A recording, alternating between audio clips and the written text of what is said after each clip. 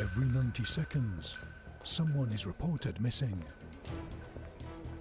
Many return to their families. For others, something has gone seriously wrong. If she said she was going to meet you, she'd meet you. In London, a young woman is missing. Sinead was never out of contact with her friends and family. They knew that something was not right. Her disappearance raises questions. 5 months is a long time for someone to be missing and not have the answers. What happens in the police investigation that follows? Whoever this person was would have been dumped there, naked. We had the forensic people, we had the entomologist, we had the wildlife expert, we had the pathologist. What happens to the family at its heart? Every day is a nightmare, and just a nightmare. When missing turns to murder.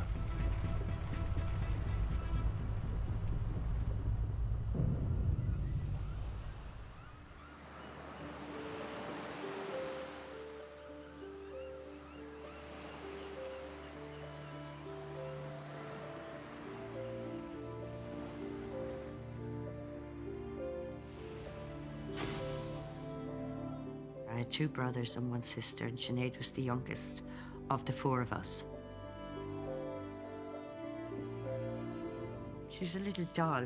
Everyone would say to you, you know, when she was small, she's like a little doll. She was very petite. Always Sinead was petite. Just always happy, smiling, and yeah, very sweet. We were all born in Ireland. We grew up in a small town called Feathered with our parents.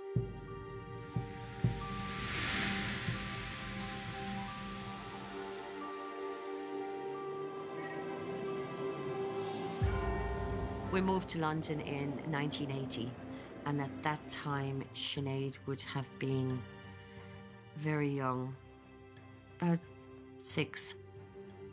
She was a dote, an absolute dote. I first met Sinead in secondary school. I think I was about 11, 12 years old at the time. After we finished secondary school, we still stayed in touch, and then the friendship just grew and grew and got closer. This picture is of Sinead on her first day of secondary school with her mum. It's one of my favourite ones because she just looks so tiny and cute.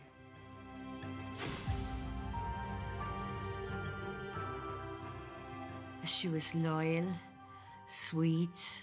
She could give you as good as she'd get. She would be fiery. They say it was the red hair. I don't have it anymore, but Sinead, she had the red hairs. And she had the most infectious laugh. She'd just start laughing and everyone would start laughing. And even if you didn't know what the joke was about, like, she'd just set everyone off. It's just like, you know, I can still hear her laugh now.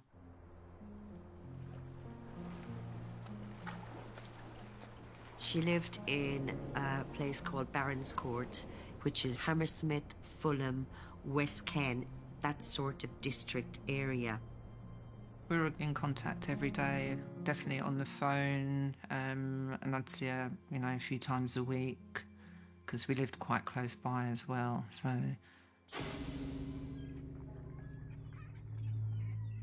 I spoke to Sinead on the day that she was due to go out.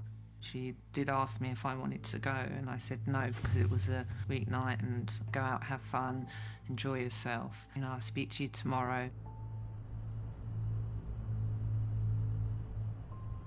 The next day, I tried calling her and I couldn't get hold of her. And I thought it was, you know, just a bit strange because she didn't ring me back. And the day after that was Friday, and we were due to go to a mutual friend's house for dinner. I got quite worried, and I spoke to the friend that was holding a dinner party, and I said, "Have you heard from Sinead?" And she said, "No, I haven't heard a thing." So I said, "Oh, maybe she might just turn up." So I went to the friend's house, and then we waited, and then Sinead didn't turn up, and as time was going on, I was getting more and more concerned. So, I said to her, something's not right. If she was to meet her friends, she wouldn't ever let anyone down. If she said she was going to meet you, she'd meet you. So it wasn't like her at all. I said, let's go to Sinead's flat and just see if she's there, because it was, like a 5-minute drive away. Ringing on her bell, there was no answer. So I rang on a neighbour's bell for them to let us in. So we went up to Sinead's door, was knocking, there was still no answer. There was no light on, and all I remember was there was a cold breeze coming from under the door. The next day I got up, tried again, couldn't get hold of her. So I was really panicking at this time. So I rang Sinead's mother and I said to her, I'm concerned because I can't get hold of Sinead. Her mother wasn't in a good way. She was very panicked, very emotional, just really, really upset. I felt really guilty phoning her, but I just didn't know who else to call, because at the time I just wanted to report Sinead missing, because I felt like there was something wrong. So my mother called the police.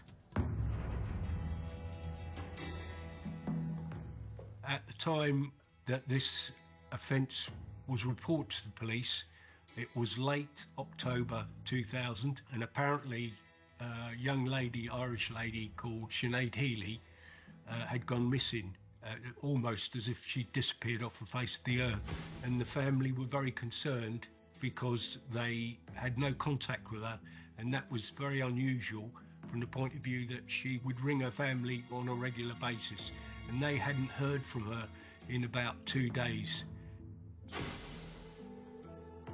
Sinead, on the face of it, wasn't a vulnerable young girl who we would think may be in danger, but it was the fact that Sinead was never out of contact with her friends and family, and so for that reason, people initially thought something was very wrong.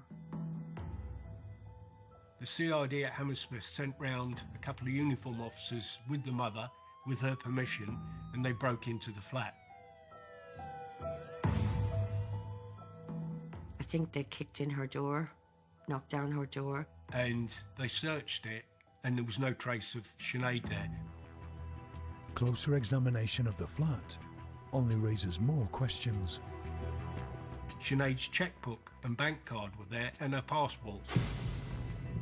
Her telephone was in the flat. It was turned off. That's why she wasn't answering the calls. There was nothing to suggest that she would have upped sticks and disappeared on her own account. It was really, really unusual. My mother and I went and realised her dressing gown was gone. There was washing left in front of the machine. Sinead was a rather particular person regarding her home. It just wasn't like her to leave things the way they were left. No, there was something wrong. And then we knew there was something not adding up here. The family were convinced she would never have just left them and with no contact. The fact that she had arrangements made to meet close friends, the property that had been left in there, in the flat, there was no way that they thought that Sinead had just wandered off and just decided to, spend a few days on her own. It was completely out of character. We would check hospitals, we would check missing persons. There is a number of charities that keep records of this sort of thing. We had checked all that. That was all checked. Still no trace of Sinead. As the investigation continued, obviously local inquiries are carried out. Doors are knocked on, neighbours are spoken to. One of the neighbours downstairs mentioned they heard loud banging in the night, as if something was being bumped, like furniture down the stairs. And of course, that was unusual behaviour. And then when the outside of the premises was looked at, realised actually that Everybody else's wheelie bin for their flat was still there, but hers was missing. Could have been completely immaterial, but it was something that just stood out. And the police officers noticed in the door frame of the bedroom there was a smudge of blood on the door frame.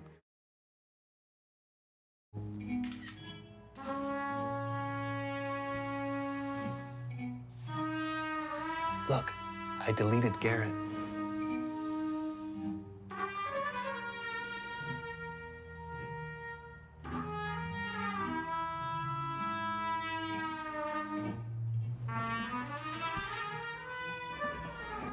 He's back.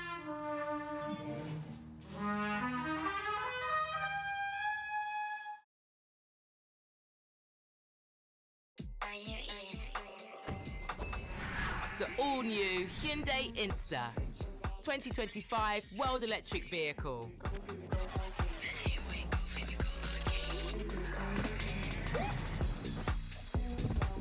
The 2025 World Electric Vehicle is here and available for a 24-hour test drive. The all-new Hyundai Insta and Insta Cross. Are you in?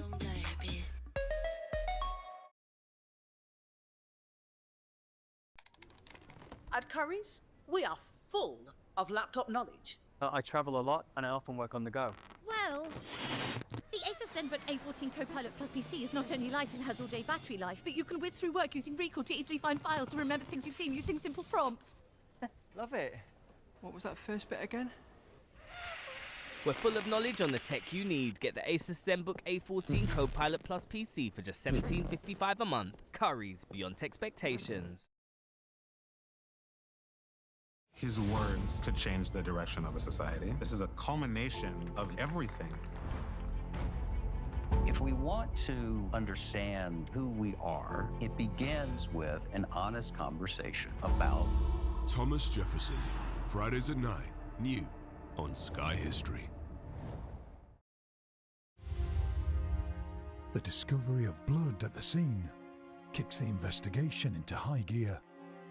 Jim Dickey, our DCI, having heard all the circumstances, straight away was that there's something nefarious that's gone on. Preserving the scene straight away was imperative, so he arranged for the whole of the flat to be sealed off and for a forensic team to go in and examine the flat.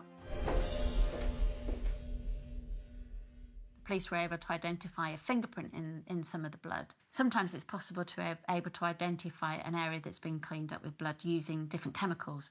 So we can use chemicals, either Blue Star or luminol, which we can use against surfaces where we think there may well have been blood that's been cleaned up.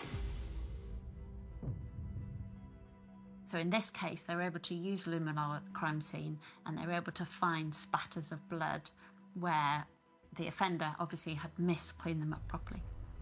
They also used a light on the ultraviolet spectrum where low down they found blood splattering consistent with someone having been beaten that was either on the floor or very close to it.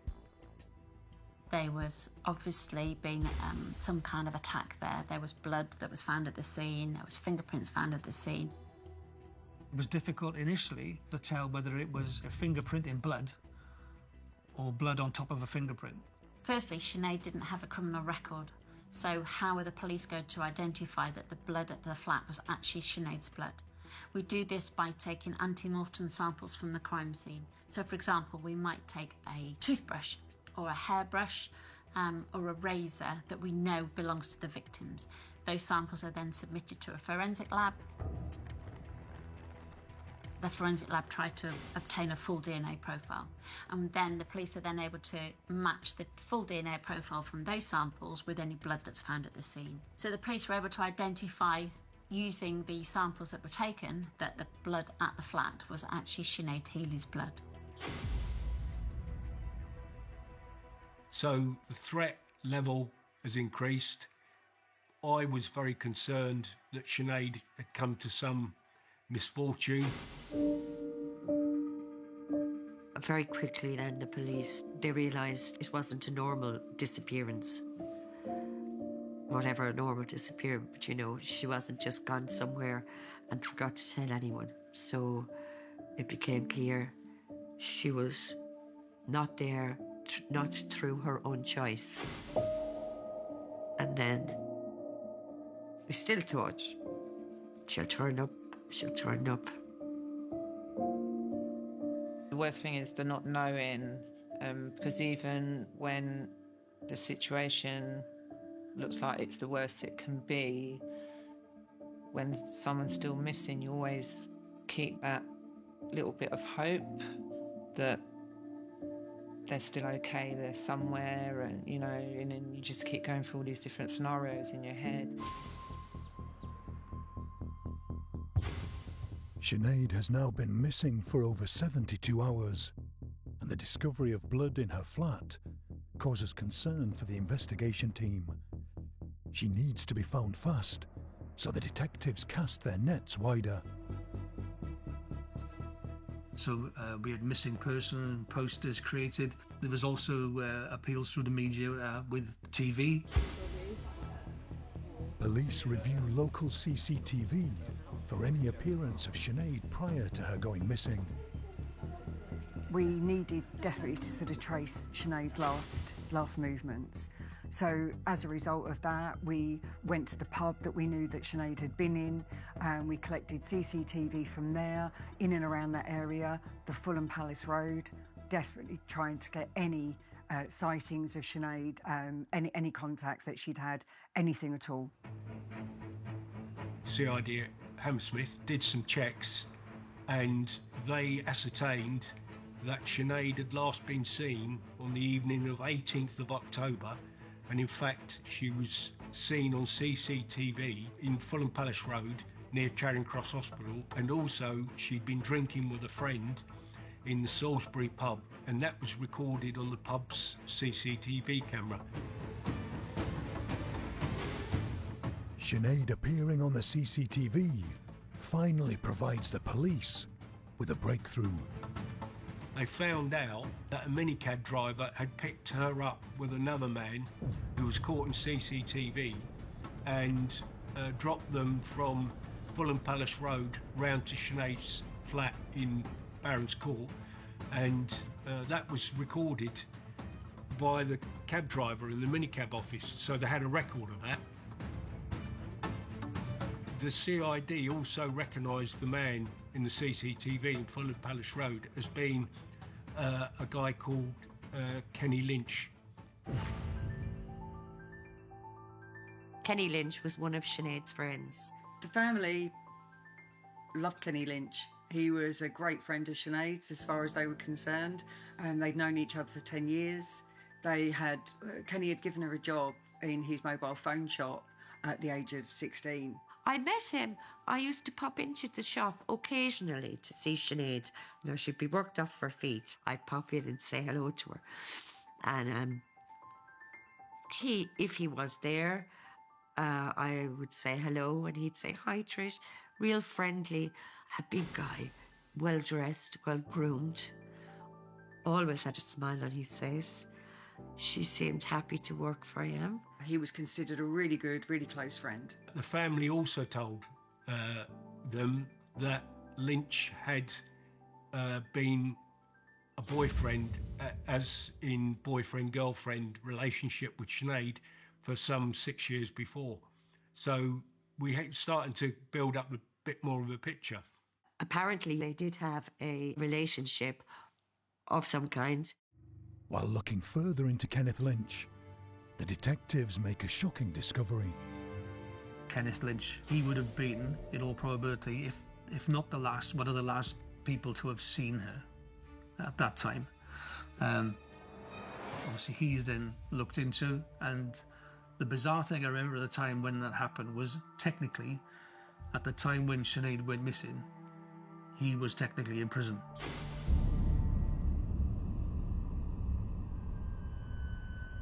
Kenny Lynch, who at the time was serving a prison sentence for dishonesty. And basically, he'd run a mobile phone shop in Fulham Palace Road that had been subject to police investigations because he was receiving stolen telephones that had been stolen by various people in the West London area. Although that didn't make him prime suspect, it certainly made him a person of interest. He was someone we needed to speak to.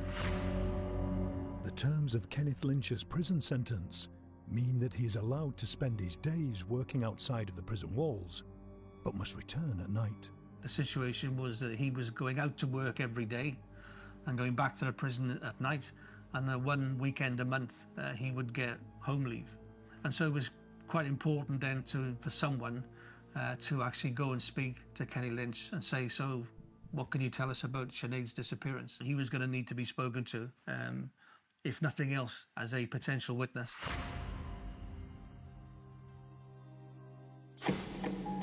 I was one of the officers who attended, and Kenny was extremely confident. He expressed absolute shock and disbelief at Sinead going missing. He had no idea that she'd gone missing. He'd gone back to prison. He gave an account. Basically, he was very cooperative, answered all questions that were asked of him, and came across as being equally concerned about Sinead's welfare as anybody else. So yeah, there was nothing at that point. He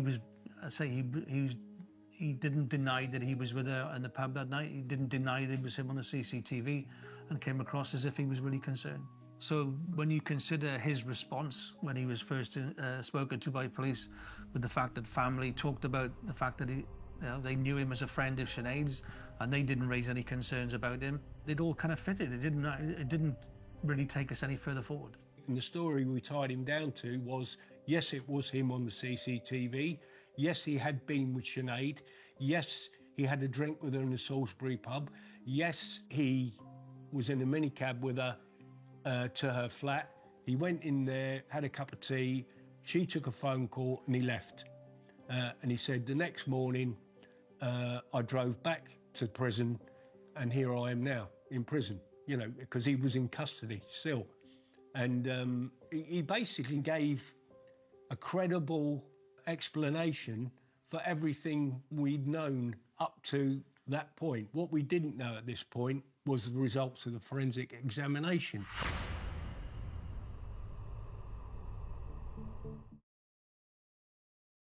Come on then.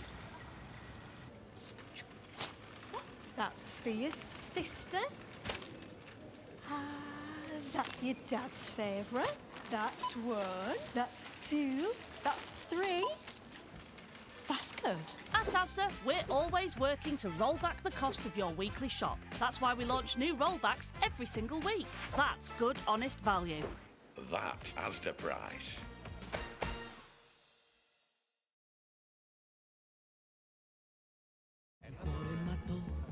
Segue ancora che tu vuoi bene a un'altra e non a me.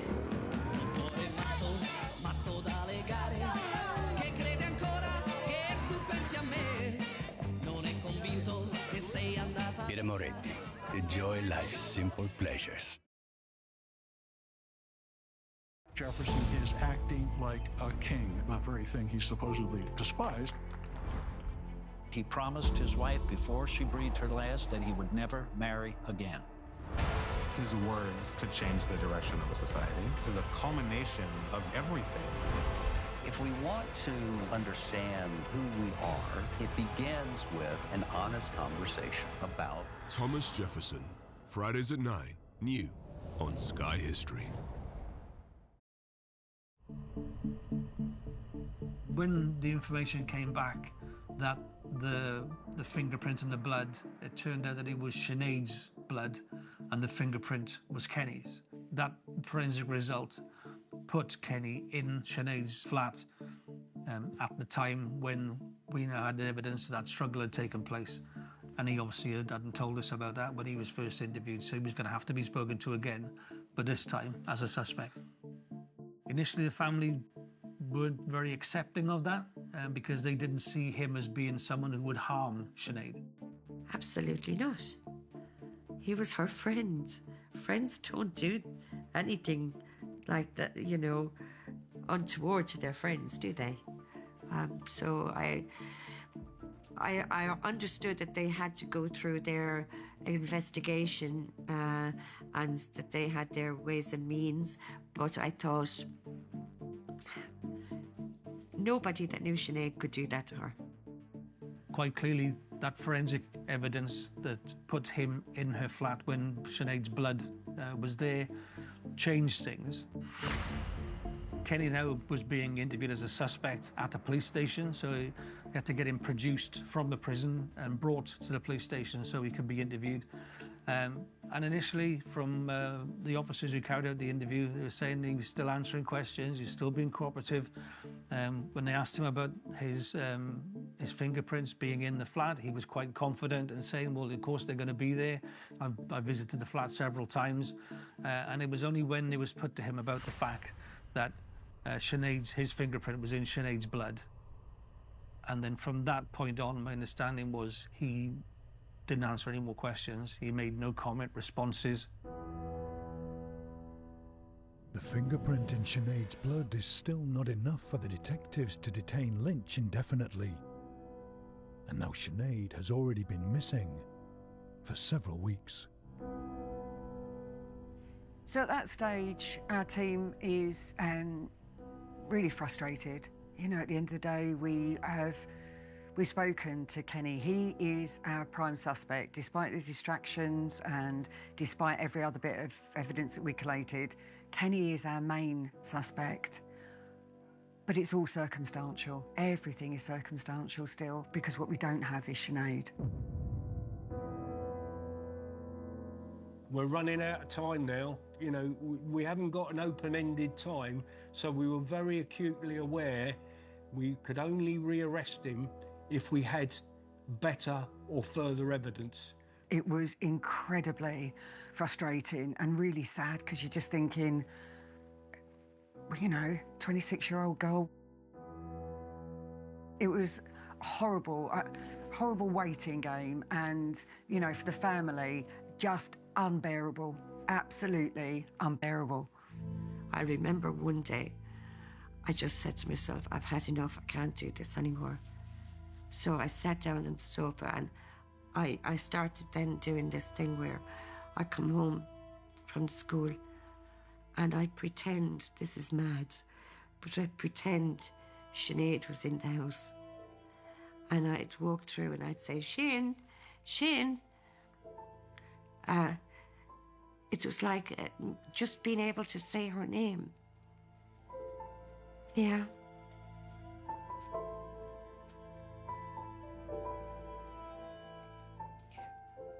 Terrible.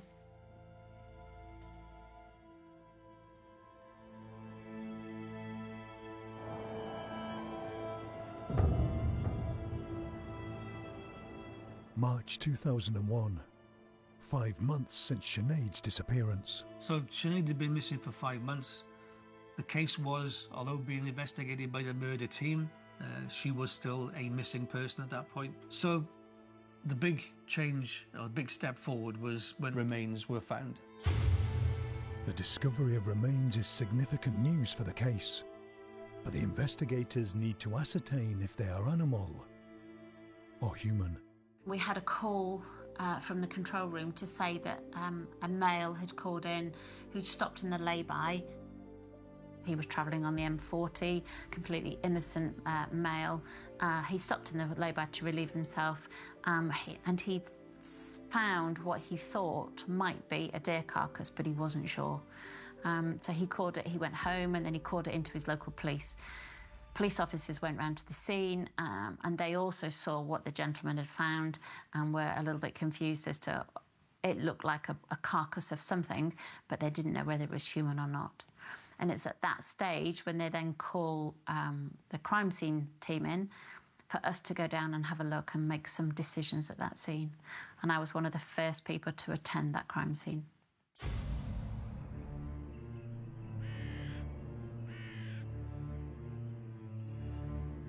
The body was in a woodland area. There was a lay-by, which was a very well-used lay-by, where obviously people stopped when they come off the motorway, just on the outskirts of Beaconsfield. So we spent probably 2 to 3 weeks at that scene. It could have been someone that was sleeping rough, but quite quickly, in the first few hours of the investigation, it was clear that it wasn't someone that had just been sleeping rough, because there was soil over the top of the body and it looked like someone had been dumped in the lay-by. Detectives commence a thorough investigation of the scene. So in a crime scene like this, well, it's clear to us that the body has been in that lay-by and in that woodland area for, 4 or 5 months, maybe even 6 months.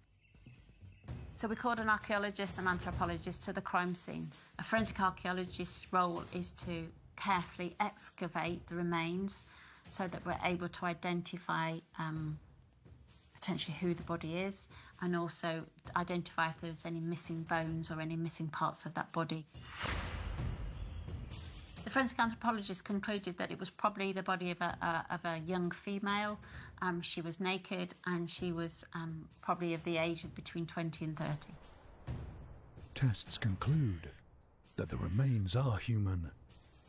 But how long have they been there? It was clear when we were starting to excavate that a grave hadn't been dug at all, that this body had literally been thrown into the woodland area and soil had been piled on top of the body. So again, we started to call other specialists to the scene. So we called a botanist to the scene to be able to identify what plants were underneath the body. The botanist was able to help us determine the time of year that the body had been deposited there. So we were able to potentially do quite a good timeline as to how long the body had been in that woodland area. And it was between about 5 months we reckoned that the body had been there for. Sadly, the body was naked, so therefore there's no clothing to kind of contain any of the bones and remains within items of clothing. So some of the parts of the body had been taken away by animals. In this case, we called a badger and a fox expert to the scene, because it was apparent that there were badger setts and fox dens in the area. And we did actually find quite a number of bones on the opposite side of the road, so the animals had taken the bones across the road into the opposite fields. So employing experts like that actually helps the police, narrows down the timescales potentially that you might be at a crime scene, and also helps us to recover as much of the body as we can. But one thing that was found was a hair clip, and there was a little bit of hair that was on it.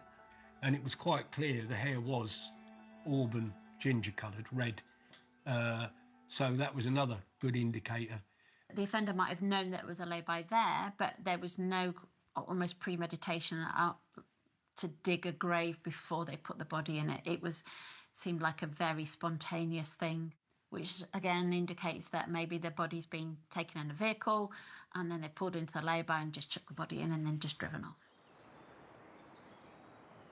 Which is an incredibly disrespectful act. It's a disrespectful act to murder someone in the first place, but then to dump the body in a lay-by and chuck a bit of dirt over it is just absolutely appalling.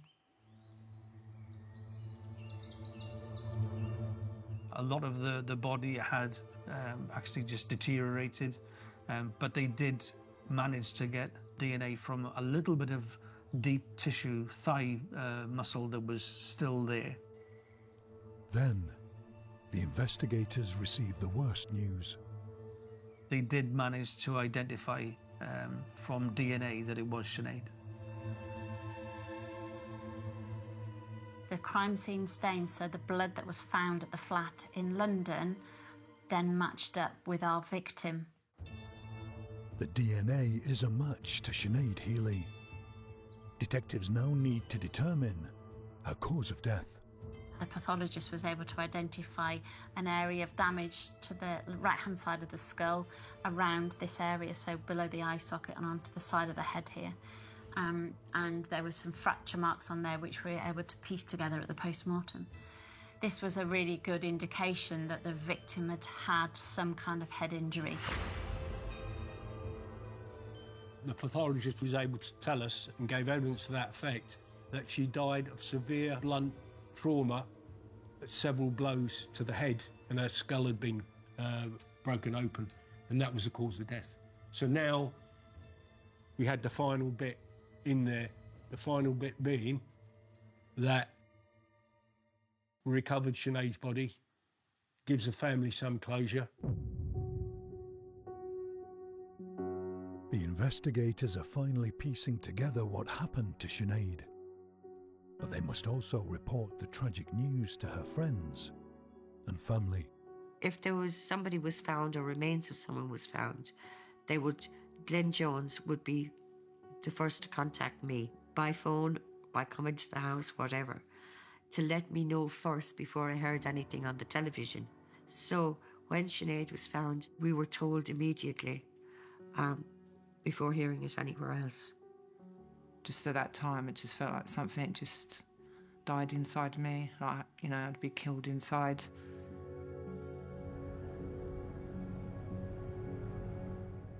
The investigators need to establish how Sinead's body could have been moved from her flat to the lay-by where she was found.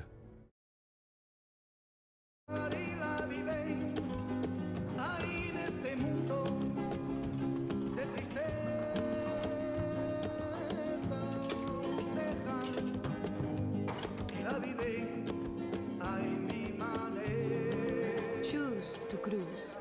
Cruz Campo, Sevilla. Mother Nature can be devastating. There was a huge earthquake in this place. But it can also help uncover. Part of an old shipwreck had emerged from the ocean floor. Long lost and unexpected mysteries. Artifacts of indigenous origin. Japanese coins. Human remains. How did their skeleton wind up tangled in this tree's roots? What kind of ship uses wheels? When catastrophe strikes, the first urban centers anywhere on Earth. History is revealed. It's remained hidden for a very long time. New, discovered by disaster. Mondays at 10 on Sky History. So, as we'd found out during the inquiry, that Kenny was going out of prison to go to work every day. He was travelling to Slough. He was passing that particular lay-by. And also we had information that during the time that he was doing that, he had access to a 4x4 type vehicle. We also knew that the route that he took from prison to work, because he was going from the prison in Aylesbury to Slough, took him past that lay-by, that location, every day. A plea for information brings forward a witness claiming to have seen a vehicle matching the description of the one Kenny was using in the lay-by around the time Sinead went missing. We had, Kenny Lynch with a 4x4 vehicle in the lay-by, and Sinead's remains are found.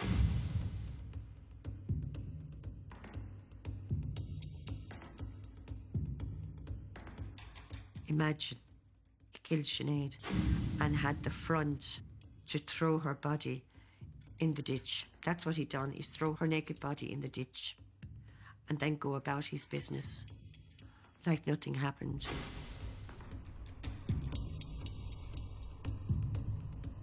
It's more than incredible to think that we call that kind of a person is a human being.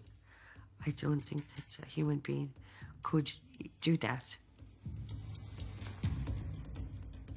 It was all starting to come together, and in my view, the evidence now was overwhelming. So we arrested Lynch one more time, and lo and behold, asked him to give an account for why Sinead's body was found there. This time, he made no comment to every single question, which before he was bending over backwards to give an account and try and be helpful, or trying to look like he was trying to be helpful, when he knew all along what had gone on. And we finally had him, and the CPS agreed with us, and we charged him with murder, and he was remanded in custody, awaiting trial at the Central Criminal Court, the Old Bailey.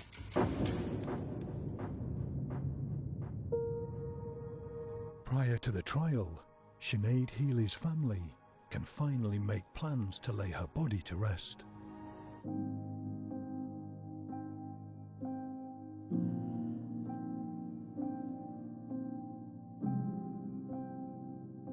Sinead was flown from London. See, we never got to see Sinead or anything, of course.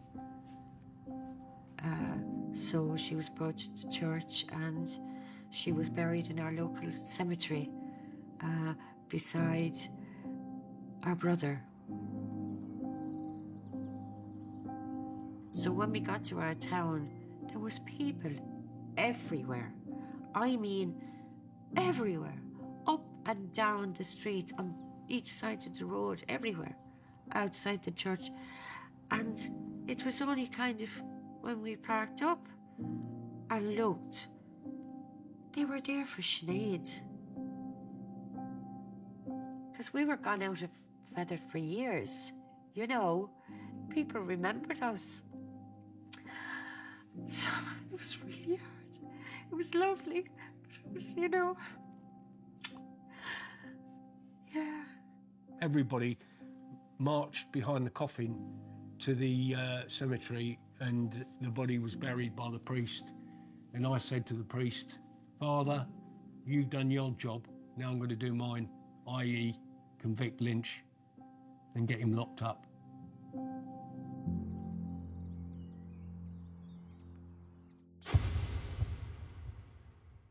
First off, we have to collate all the intelligence we've got and make sure we've got it in evidential form, that all the forensic reports are there, and the story starts at the beginning, there's the middle, and there's the end, you know, and all the various phases of the investigation and all the forensic support and all the circumstantial evidence, and that has to put in evidence form. The fact is you're still collecting and you're still maintaining your inquiries right up until the very end.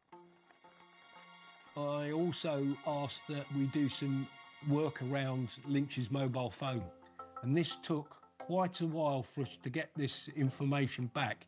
In fact, it took months. That he turned his phone off almost, I would say, at the time that Sinead had been murdered. He did not turn it back on again until he arrived at Aylesbury Prison the next day. And what is quite incriminating for him was the fact that his girlfriend, he had a girlfriend relationship quite long term with a young lady, and she tried to ring him 26 times during the night and he hadn't answered it. And we asked him about that and he couldn't give an explanation. He said he'd just turned it off or he'd run out of battery. But what was equally intriguing, Lynch, when he presented on the 19th of October, I think it was, at Aylesbury Prison, when he went back after being his weekend on home leave, had what could be described as defence wounds on his hands. Then we had the forensic people, we had the blood splatter expert, we had the entomologist, we had the wildlife expert, we had the pathologist, cause of death, we had forensic archaeologist, we had DNA expert, blood expert, you name it. The list was quite extensive, but it was a challenging case. And in order to get it, you know, over the line, we had to get the support of all these people.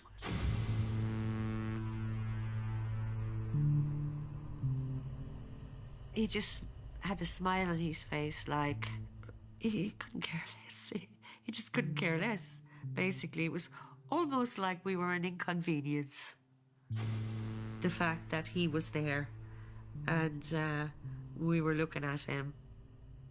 After a 6-week trial, the jury returns with the verdict. The verdict was guilty of murder. And we were relieved. We weren't delighted.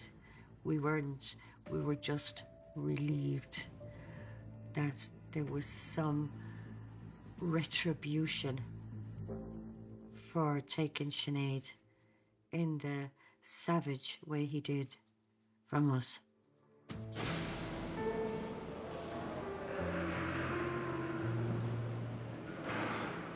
So Kenny was sentenced to life imprisonment, but there is a tariff that's put on, And for Kenny, that tariff was 15 years. But for the murder of a young, innocent girl, doesn't feel like justice. You know, Sinead's gone forever. The question still remains as to what truly happened that night at Sinead Healy's flat. My hypothesis, if you like, is that Lynch went back with Sinead to her flat, obviously with a view to having sex with her, because they had a relationship before. I suspect what happened after that, they've had sex.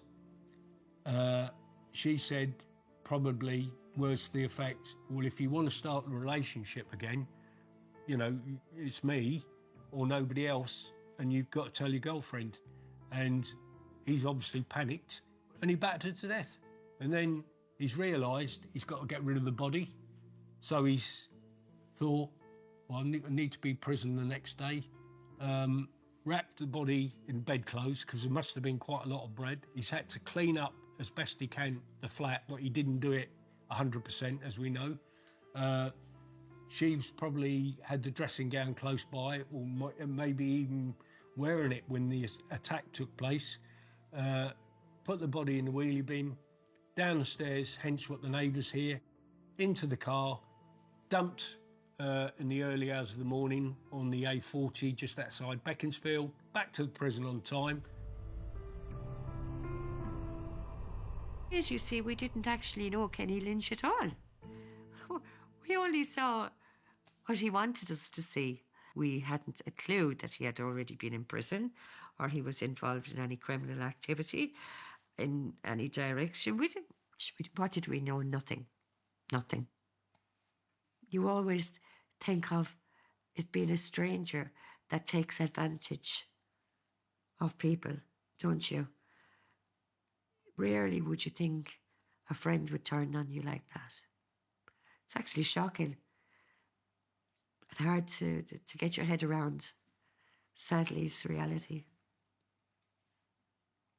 And I look at it now, go back after 5 months of Sinead being missing, and think where we were on day one to where the family were then. You know, I think they just handled themselves with such dignity. 5 months is a long time for someone to be missing and not have the answers. She's always spoken about Daly, you know. We always keep her memory alive and positive things only. I just wish that we could have grown up together. Sinead would have been 50 now. I'd like Sinead to be remembered as, you know, the beautiful person she was. She had a good heart, she'd do anything for anyone. And that she'll never be forgotten, ever.